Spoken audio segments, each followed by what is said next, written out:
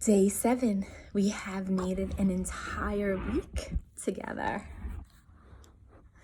I'm impressed. I'm also curious. I want to know if listening to me, hearing my words, has made you curious about anything. Have you tapped into parts of yourself that you didn't know were there, or maybe the parts that you have been avoiding? I want to know. So share with me your comments or message me, whatever. So let me just say, give a warning that today's topic gets a little emotional in the backstory. Pretty heavy. I like to tell you beforehand because it is, I want you to just be in the right place, in the right state of mind to listen. And I also want you to know that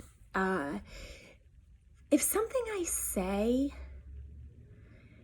triggers a memory in you or a feeling that's uncomfortable, please take a moment before you get caught up in all of it to remind yourself that in this moment, you're okay.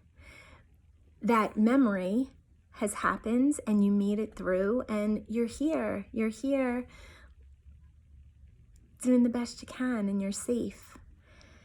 And know that for me too, when you read this and it gets heavy and I know that it brings up feelings of sadness for me, and I appreciate that sympathy and compassion. But know that I am in a good place and I made it through and I'm okay. My kids are okay. We're all okay.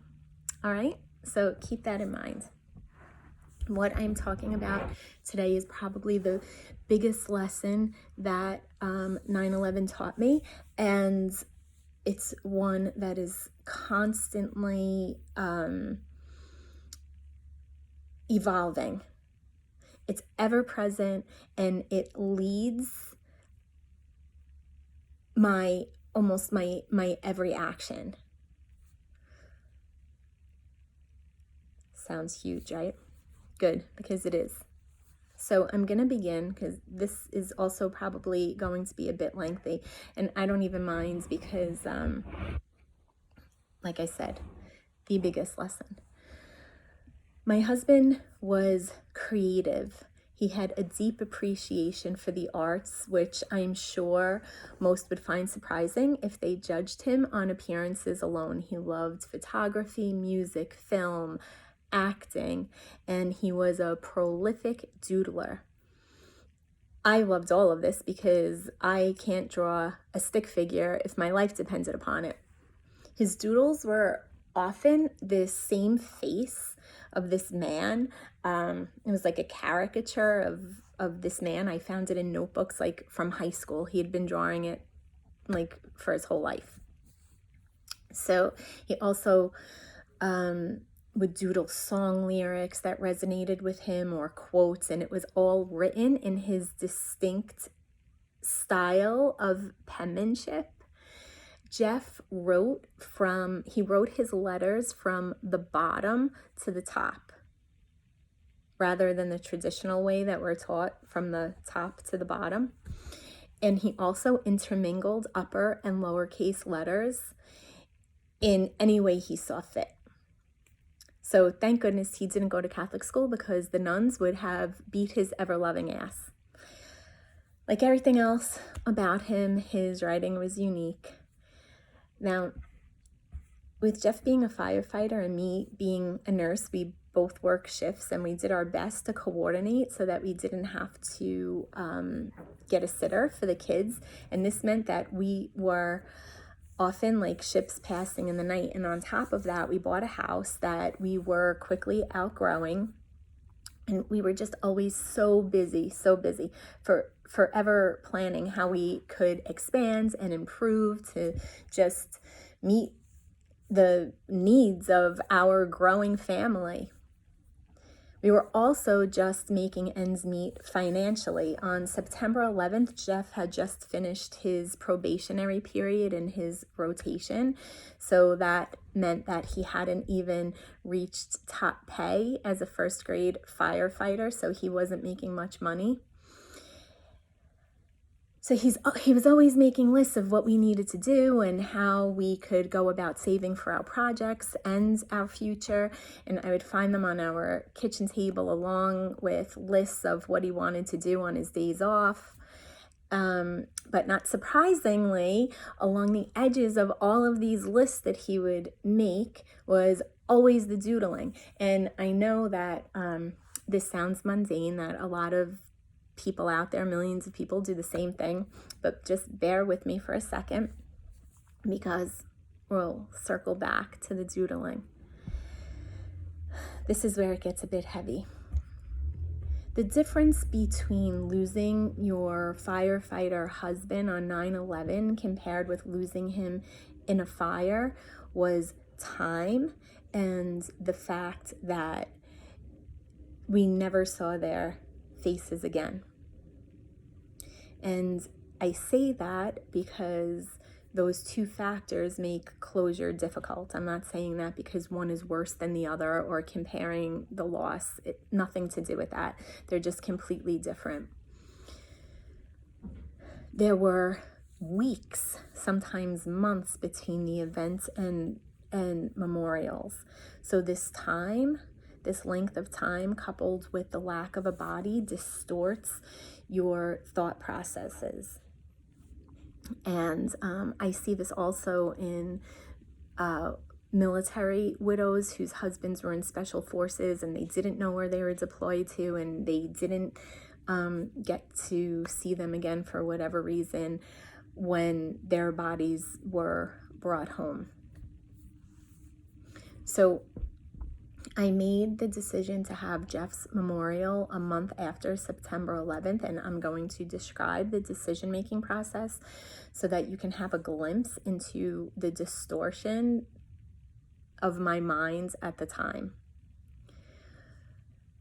My birthday falls on September 25th, so exactly 2 weeks after 9/11, and I had been asked if I wanted to go to Ground Zero many times, and I was going to go for my birthday, but then I sort of just decided to stay home with my kids. And then right after, I made the decision to go. And I had spent countless hours before I went in front of the television hoping to catch a glimpse of his name on the back of a bunker coat, proving that this was all just a big mistake, that he had been listed as unaccounted for.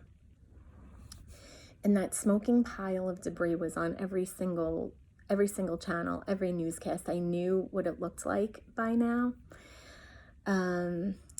So when I decided to go, my liaison obliged, picked me up, brought me to Jeff's firehouse, which is on Liberty Street. He was at 10 and 10, right across from Ground Zero. And when we got there, it was unrecognizable. The whole city was. There were orange X's on the buildings that remained. Everything was covered in this layer of gray dust. And the smell, like, I cannot even describe the smell to you, but it is seared in my memory. I will never, ever forget it. And we went across the street, we walked onto the pile, and my heart was just so heavy. I had had people in and out of my home for weeks now, and they were all telling me that there were voids, and these were places that maybe had enough air for survival because of the way the building pancaked down, and that I shouldn't give up hope. But then I remembered one of Jeff's senior guys, someone that is still a dear friend of mine, coming in And I asked him about the voids, and he just looked at me and shook his head no. His eyes were overflowing, and I was so angry at him for being so hopeless. But as I stood in front of that pile, I knew that he was the only one that was brave enough to tell me, and maybe tell himself, the truth. That pile was stories high and blocks wide. And I don't know, there was still little fires burning. And I don't know, no one could survive. No one could survive being buried in that. I couldn't even imagine how they would be able to find a single body in that mess. It would be like finding a needle in a haystack. I also had this feeling of like staring right into hell, this pure evil. And at the same time, I was sure in the deepest part of me that Jeff's soul wasn't there anymore. So I went home, and I didn't want to feel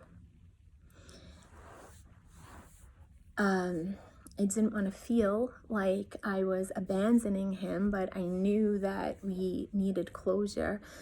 So I wanted to figure out when I should start planning a memorial. And I didn't know when to do that. So you know what I did? I consulted the almighty internet. That's what I did. It's like I said, your brain, it gets so crazy. And what I wanted to know when I was on the internet was how long had anyone survived, like what was the longest that anyone had survived being buried alive. And at the time it was 3 weeks. So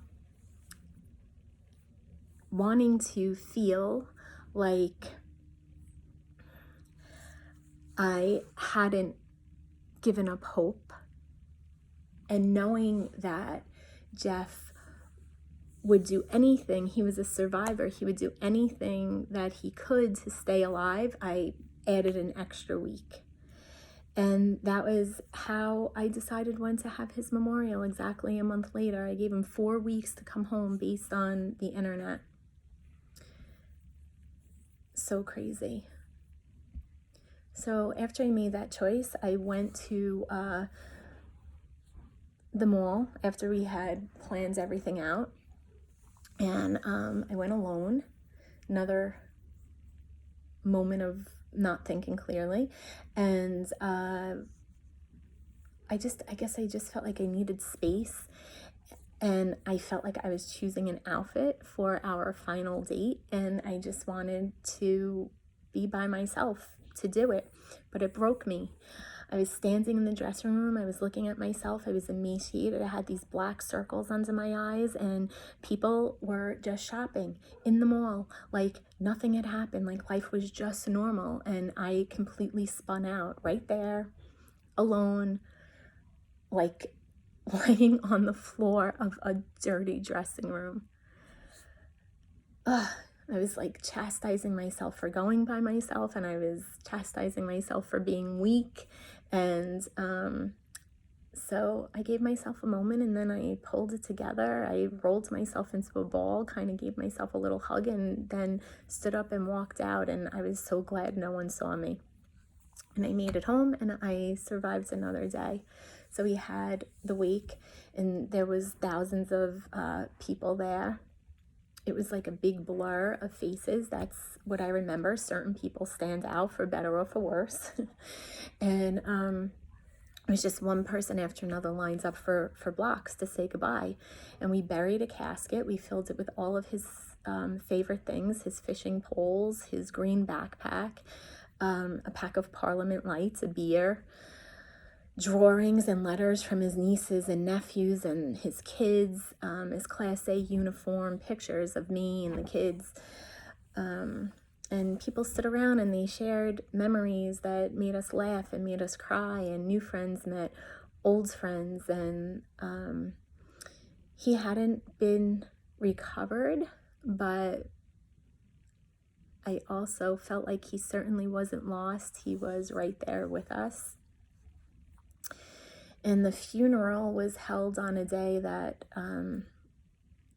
had just the clearest, bluest sky, very similar to the way the sky was on the 11th. The street was lined with a sea of blue, firefighters, police officers, correction officers, and even my daughter, 3 years old, she commented, "Mommy, there's so much blue." An American flag was blowing in the breeze, and I was just sort of reminded that this is so much bigger than just us.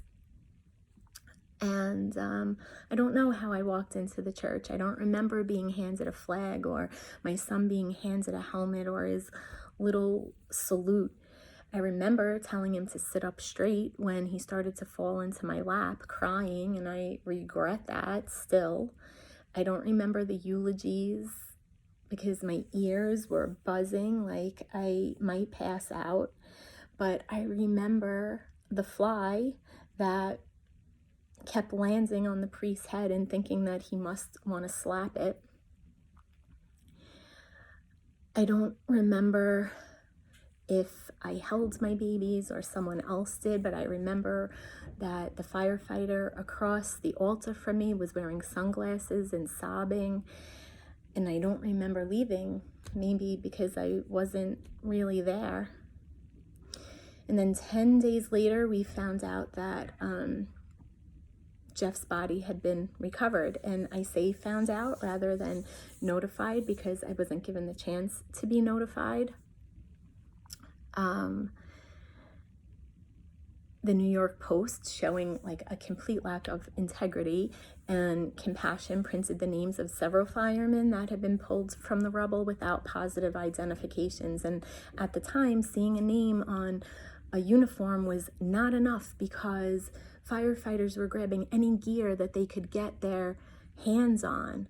So often they were wearing things that didn't belong to them. The newspaper chose, as they often do, to sell more papers rather than verify facts. And I got a phone call from one of our best friends in the morning asking me if I had heard anything, and I said no, and he was the one who told me about the article. So I right away called Jeff's captain, who was quite upset that I had heard that without being notified, but they couldn't give me an official notification without an official identification. So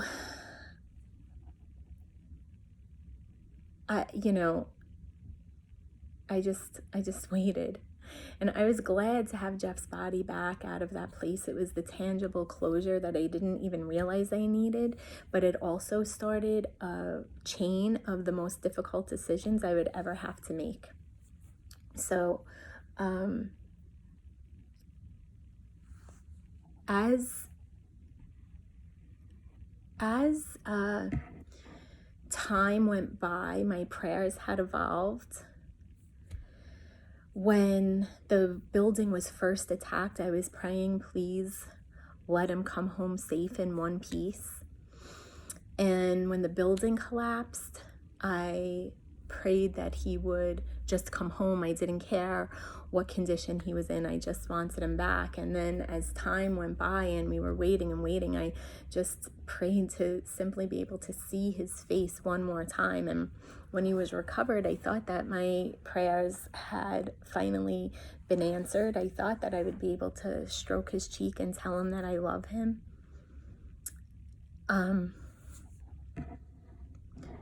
But when I put in my request, I was told that that was impossible. And I argued with his captain and anyone who would listen to me. I didn't care what he looked like. I was a nurse. I felt like I had seen it all, and I wasn't going to take no for an answer. And then finally someone hit me with the cold, hard truth. And they asked me how much Jeff weighed. And I answered that he probably weighed around 165 to 170 pounds. And they responded, we have 60 pounds of remains, Denise.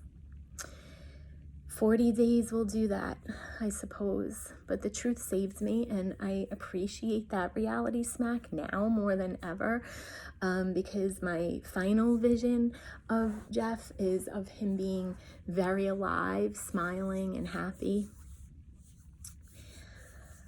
But what do I do now? What do I do with what was left of the beautiful body that housed the heart that I loved? We had just gotten past one memorial and had come to terms with the fact that he was much more than his body. I had accepted that he probably wouldn't be recovered, and the scab that had grown over my wounded heart was literally ripped off. So what the fuck do I do now? Again, asking myself, like, what do I do now? The week and the memorial were so painful the first time around. Like, I didn't think that I could live through that or put my kids through that again. So, as was often the case and still is, I consulted Jeff. And I know that sounds crazy, but from day one, I had been having these conversations with him, and I trusted in the responses. They weren't actually him talking to me. They were signs, they were undeniable signs, and I'll talk more about those later.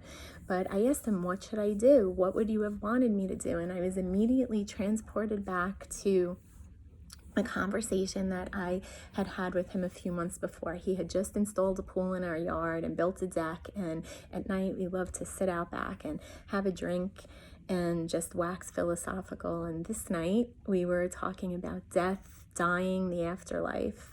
I know, we sound like so much fun, right? And somehow it was, but I digress. He told me he never wanted to be buried. And I am a Catholic Italian. We have wakes for days and funeral masses, and I honestly would never consider anything else. But Jeff was Jeff, always keeping me on my toes. And I asked, like, in a joking way, well, what the hell am I supposed to do with you then? And he said that he wanted a Viking funeral. And of course, I laughed. And then I suggested our new pool. I was like, how about I put you on a float in the pool and shoot you with an arrow? Because that's about as close as he would ever get to a Viking funeral. And he laughed his laugh, and we just went on creating these ridiculous scenarios of what we would do with each other if we died. Like, think of Weekend at Bernie's. Oh my God, we were so weird. What can I say? But the truth remains that he didn't want to be buried, and I decided that, considering the state of his remains and his request, that cremation was the best option, and that felt right in my heart. And when I announced that decision, it was not well accepted. I had been getting pushback on many fronts from my in-laws.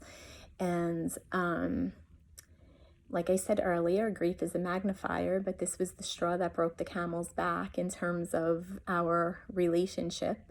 I was told that he didn't burn in a fire, and who was I? I had no right to burn him. And I tried to explain that these were not my wishes. I felt they were his, and I would do what I felt in my heart he would have wanted. And I was tired. I was unsure. The pressure being put on me was immense. I was a 32-year-old widow at this point, raising 3 children alone and trying to bury my husband for the second time. My entire future was uncertain. I was just making one decision at a time, and, you know, I didn't want to let him down.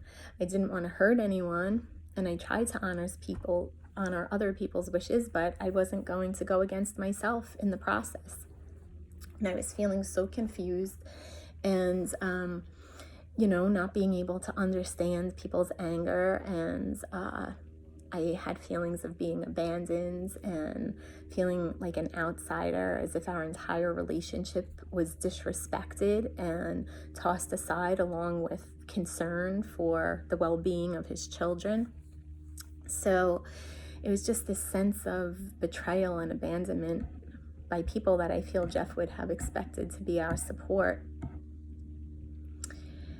So again, I turned to him and I was practically begging him to give me an answer. And this leads me back to the doodling. Finally, I'm sorry for the long-winded story, but it's important because in the midst of this emotional turmoil, I went into this state of looking for something to hold on to, the same searching that I described earlier for anything that would make me feel like he was real. And I stumbled upon a planner and I opened it up and etched in the paper, almost to the point of tearing it, were the words in all capitals, "Know thyself."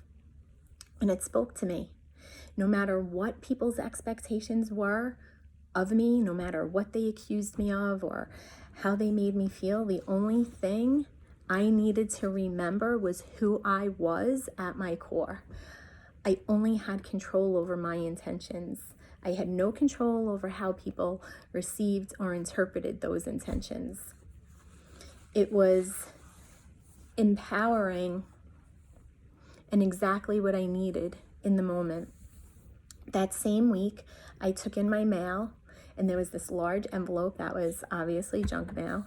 I didn't normally have the patience for doing more than what was necessary, so I would have tossed it, but I don't know, for some reason I opened it and I pulled out the contents, and right there on top in bold letters was the inscription of the words from the temple of Apollo at Delphi, "Know thyself."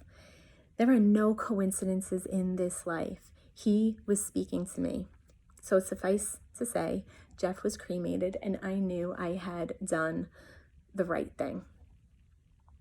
So know thyself was more than a confirmation from Jeff about that particular circumstance. It was the definition of what my journey would be moving forward and creating a new normal for myself and for my children. Having your heart and life shattered to pieces leaves you with an opportunity to create anything you want out of the rubble. It's in the sifting through that you get to evaluate what stays and what goes, what rings true to your soul, what was instilled in you and doesn't fit your true purpose, what serves to build you up, what feels heavy, what have you outgrown or learned better. Knowing thyself requires honesty, discernment, and the ability to acknowledge even the hardest truths. The reward is trusting yourself and moving through this world in alignment with who you really are rather than who you're expected to be. Jeff, that man knew himself, and he was teaching me even after he was gone, and I was ready to learn. And that knowing myself and trusting myself, right? Having the courage, like we said yesterday, this has been my journey for the past 19 years, discovering who I am. And I like to call it the unlearning, because it took a lot of letting go of things that were instilled upon me for my entire lifetime, whether it was from my parents or my schooling, Catholic school guilt, all of that, just unraveling it all layer by painful layer until I got to the core of who I was, and then accepting all of it, the good, the bad, the ugly, of what makes me who I am, understanding different periods in my life and being able to look back and connect the dots and see where my biggest struggles actually created in me the strength to be able to handle losing Jeff in the way that I did. They were all stepping stones. When you look back on your life in hindsight, you can connect the dots. I had experiences in my life that I would sometimes say, why is this happening to me? And I never had an answer. But after September 11th, I realized, wow, if that didn't happen, I would never have known how to do this, or I wouldn't have been secure in raising children by myself, or there's numerous things examples that I can give where my life up until that day was a preparation. It all led up to that moment. And knowing myself is the journey that I'm on, that I feel we're all on. It's the purpose of being alive. And losing him brought me into that space, struggling with people's opinions and people wanting to control me when I was in such a vulnerable state. People expecting me to hold space for them when I couldn't even hold space for myself, you know. Having expectations of people and being disappointed or being surprised. You know, you learn these lessons when you lose someone or you experience any kinds of any kind of trauma. There are people that you think are going to show up for you and they don't, and you're completely devastated by it. And then there are people that you would never expect and they show up on your doorstep like angels. So the universe always provides exactly whatever it is that you need. You just have to trust in that, and you have to, I'm not good at letting go, I'm getting better, but there's some kind of saying like, you know, I leave claw marks on everything that isn't meant for me, right? Because I scratch and try to hold on to things, but you know, some things just aren't meant to stay with us, and that's okay. It's okay. They're a gift while they're there, and they're a gift when they leave. So it's, you know, in trying to figure all of that out, and really taking a good look at yourself, especially the parts that you don't like to look at, like looking at those parts, trying to kind of figure out where they came from, or you know, what do they represent? Who do they represent? Where did they start? Where have I first felt this way? You know, sometimes we get, we have a really visceral reaction to a circumstance, and it's important to say, is this feeling familiar to me? And when was the first time I ever had it? It leads you into understanding yourself. That's all I got for today, people. I appreciate you listening, and I appreciate you taking this journey to know yourself. And I will see you tomorrow. I hope you had a wonderful Labor Day weekend and are looking forward to the transition into fall. Big love.